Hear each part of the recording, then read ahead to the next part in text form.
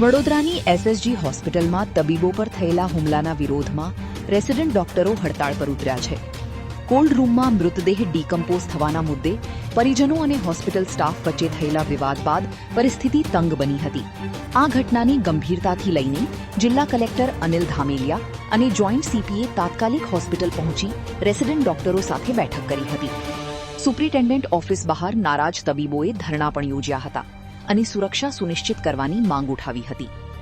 કલેક્ટરે જણાવ્યું હતું કે ફરજ પરના તબીબો પર હુમલો કોઈ પણ રીતે સ્વીકાર્ય નથી અને હોસ્પિટલમાં તબીબોની સુરક્ષા જાળવવી ખૂબ જ જરૂરી છે. તેમણે વધુમાં ઉમેર્યું કે ડોક્ટરોની સ્વતંત્ર અને સુરક્ષિત વાતાવરણમાં કામ કરવાની સુવિધા આપવી આવશ્યક છે. 27મી તારીખે એક પેશન્ટનું પ્રાઇવેટ હોસ્પિટલની અંદર મૃત્યુ થયા બાદ એમને અહીંયા લાવવામાં આવ્યું. અહીંયા કોફિન સર્વિસમાં જ્યારે એમને રાખવામાં આવ્યું ત્યારે એ દરમિયાન ડિકમ્પોઝિશનની પ્રોસેસ શરૂ થઈ ગઈ હતી. આ ડિકમ્પોઝિશનની પ્રક્રિયાના કારણે પેશન્ટના જ્યારે સગાવાલાઓ અહીંયા આવ્યા ત્યારે આ કિસ્સાની અંદર પેશન્ટના સગાવાલાઓએ ત્યાં સૌથી પહેલાં પીઓન ઉપર હુમલો કર્યો હતો અને ત્યાર પછી રેસિડેન્ટ ડૉક્ટર્સ ઉપર હુમલો કર્યો હતો. આ ખરેખર ખૂબ ગંભીર મામલો છે. જે મેડિકલ ઓફિસર્સ જે છે એમની સુરક્ષા જાળવવી ખૂબ અગત્યની છે. ખૂબ કપરા સંજોગોની અંદર મેડિકલ ઓફિસર્સ કામ કરે છે ત્યારે એમને આપણે ધ્યાન રાખીને એમના ઉપર ખૂબ નિર્ભીક રીતે કામ કરી શકે, પોતે સ્વતંત્ર રીતે ડિસિઝન કરી શકે એ માટે આપણે સહિયારા પ્રયત્નો કરવા જોઈએ. આજે જે રેસિડેન્ટ ડૉક્ટર્સ હતા એમની સાથે પણ બેઠા, એમના જે અમુક મુદ્દાઓ છે એ બાબતે મેં વિગતવાર રિપ્રેઝન્ટેશન એમનું સાંભળ્યું છે. એમના સિક્યુરિટી વ્યવસ્થા બાબતે, સીસીટીવી બાબતે, પાર્કિંગ બાબતે, આ તમામ મુદ્દાઓનું, ઇલ્યુમિનેશન બાબતે આ તમામ મુદ્દાઓનું એપ્રોપ્રિએટ વેમાં નિકાલ થાય એ દિશાનો પ્રયત્ન પણ આપણે હાથ ધરીએ છીએ. સાથોસાથ પોલીસ મારફતે જોઈન્ટ સીપી સર મારી સાથે જોડાયા છે, બાકી ટીમ પણ અહીંયા છે અને આ તમામ આરોપીઓને તાત્કાલિક પકડી લેવામાં આવે. અત્યાર સુધીમાં 6 જણની ધરપકડ પણ કરવામાં આવી છે અને તાત્કાલિક એમની સામે એક્શન, સ્ટ્રિક્ટેસ્ટ પોસિબલ એક્શન પણ લેવાશે. અગત્યનું એ છે કે આપણે આપણા જે ઓફિસર છે એ સમગ્ર ટીમ તરીકે કામ કરે છે, નિર્ભીક રીતે કામ કરી શકે, સ્વતંત્ર રીતે કામ કરી શકે એ દિશાના પ્રયત્નો અમારા ચાલુ છે. વિશેષ કરીને પ્રાથમિક રીતે બોડી ડિકમ્પોઝિશનની પ્રક્રિયા, કેમ કે એમનું ડેથ ઘણું બધું અગાઉ થયેલું છે. અહીંયા પેશન્ટ આવ્યા ત્યારે ખૂબ એડવાન્સ સ્ટેજમાં આવેલા હતા, એટલે બોડી ડિકમ્પોઝિશનની પ્રક્રિયા જ્યારે અહીંયા આવ્યા ત્યારે ઓલરેડી સ્ટાર્ટ થયેલી હતી.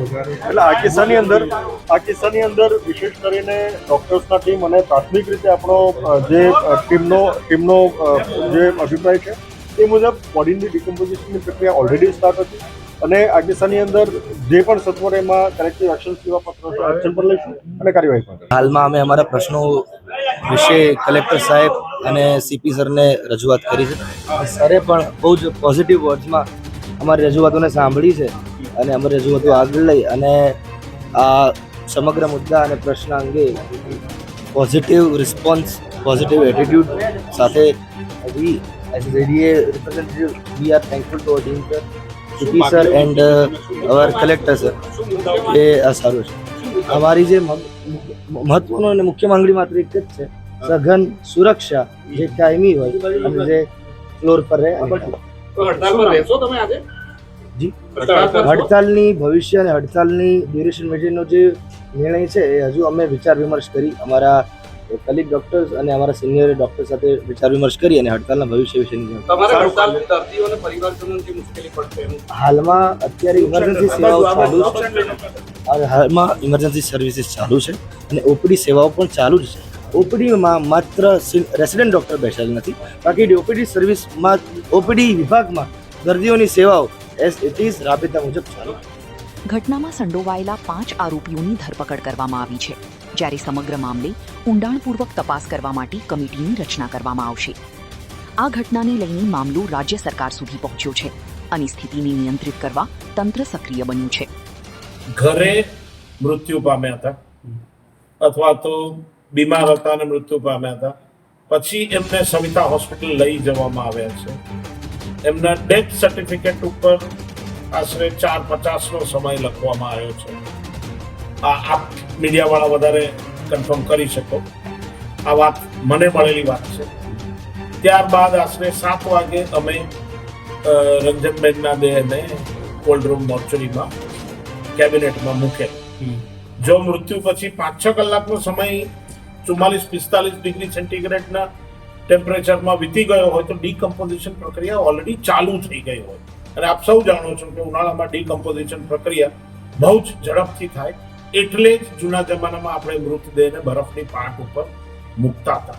દર્દીનું ટોળું આવી રીતે અચાનક ગાળાગાળી કરીને હુમલો કરવાનો હોય અને મારો ફરજ પરનો ડોક્ટર જો ભયભીત રહેવાનો હોય તો એ કેટલા અંશે સારી રીતે કામ કરી શકે, નિષ્પક્ષ રીતે કામ કરી શકે.